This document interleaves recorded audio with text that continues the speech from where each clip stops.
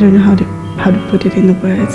It's very difficult, and I think that's the reason I said a lot of people dislike me because they think I'm arrogant while I'm just being myself, very upfront and blunt, but they take it the other way around. So it's sort of difficult to be the true self. Can I think about it later? I'm a social work student, and it's very difficult for me to adjust with the people around the society. I don't know, man. I don't agree with their statements and they don't agree to my statements, so there comes a point of conflict between the society and me.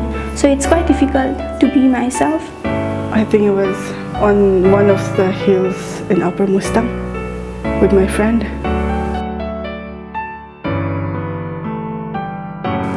I was carrying all this heaviness for so long, you know. Because I wanted change in life. I was bored with my long hair and I really wanted to cut, and it really took me time to gather guts, and mom wasn't here, so cut it off. I felt light, I felt good.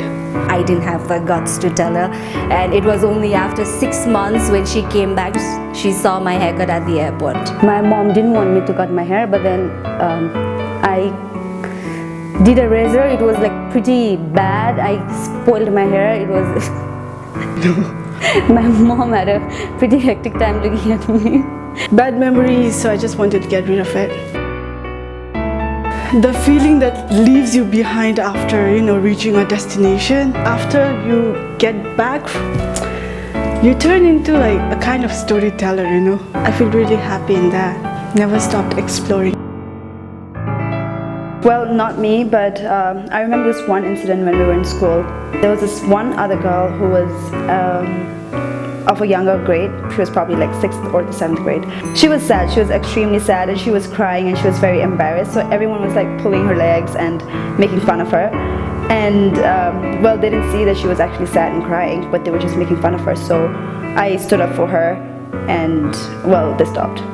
After I joined a campaign called Occupy Bathwater, I became more confident about speaking out for the issues I am really concerned about. I made my friends there and who supported me in these issues, and that is the first time I remember actually. Whenever I see something wrong going on, I have been talking about it. I can tell you the recent one. It's about my cousin brother who has a girl child, and she just done with her +2. And since they belong to a family where the women are not given much priority and they are married in her early age, so I just spoke to him and I convinced him to let her daughter study bachelors as well.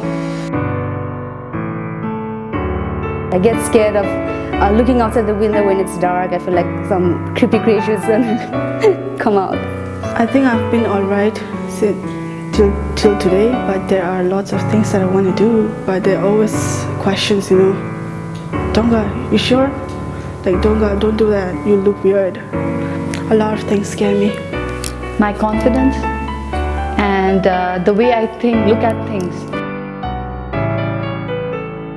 Men in Nepal, to be very honest, superficially, they portray as if yes, we believe in equality and all that, but at the end of the day, their roots still come from the super hardcore patriarchal society that we have in Nepal. So at the end of the day, you know, when you go unfolding them page by page, at the end of the day, you find the same thing in every man.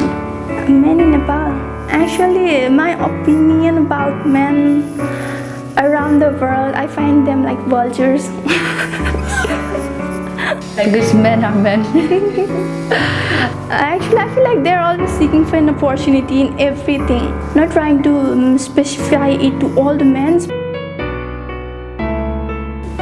I think when I got my periods for the first time, and my brother, we lived in a joint family, and my brother was the only male child in the family, and whenever we had our periods, we were not allowed to enter the prayer room, the kitchen, and I think that was the time, and I used to question, why does Dai get to enter the prayer room 30 days in a month and we're restricted for those 4 days? I think that was the first time I felt so.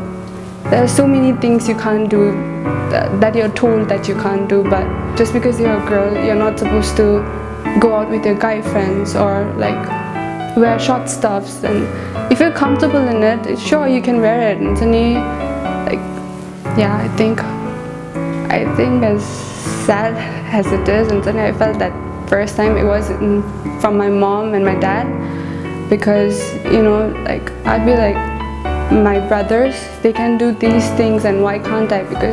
And they would just tell me that because I'm a girl, I'm supposed to be a certain way. Even though they're like really educated people and everything, I thought that it would be different, but it wasn't. Like, and they're still, like, it's not just them, it's the people around them, how they think. It's like a typical good girl does these certain things and doesn't do these certain things, and the only answer they had was, you're a girl, you should be a bit different, and you can't do all the things your brothers did. It was the first time I realized that men and women were not equal was when I entered the fashion industry. Maybe that was the first time when I realized there were a lot of hard times a girl had to go through. She had to struggle a lot in order to establish herself. I was very much pissed off with everything that was going around, yes, I was pissed off. I never felt that way. I have always been very proud of being a girl, being a woman, and I would never wanted to be a boy. But then I wanted them to change their mentality about everything they think about a girl. So I wanted them to change themselves. Men and women are unequal. I don't think so. In today's context, the base where I am, I don't think there's any differentiation between like men and women. I would say after I started working, because before that I had never come across a situation, because in our family both men and women are treated equally, and even in school I never felt such differences. But after joining my work and office, I came to know that there are many differences and many discrimination in the workplace especially, and that was the first time when I felt that women and men are different, are treated differently and not equally most of the times. Not during the school, but during my bachelor's time. I don't think whatever I have learned in my college and in schools are very relevant to the workplace right now. And I think in school we learn about women's rights and human rights and everything, but in real life we don't see them practically being used. I don't remember the exact first time, but every now and then I see it like everywhere that I go, like in government offices, when I go for government official stuff. There I see. It was back in school. We were supposed to sit in with boys in the classroom, but then when it was lunchtime, there was a different ground for the girls and there was a different ground for the boys, and that made me really wonder why. And then I realized it was because they thought that it was unequal. There was an inequality going on in the school itself. It's also about when we during school time, there was to be lines in the school during assembly, and there was a different line for the boys and there was a different line for girls. And I guess one of the reasons why there was a separate line was to avoid abusing of girls or men going on in the line as well. That came to me pretty late. After I finished my hostel life, I was in class 10. I was 16 years old, and my grandmother kept pressurizing my mother to have a son, because we were 3 daughters and she wanted a son. That's the time I felt like men and women were not equal.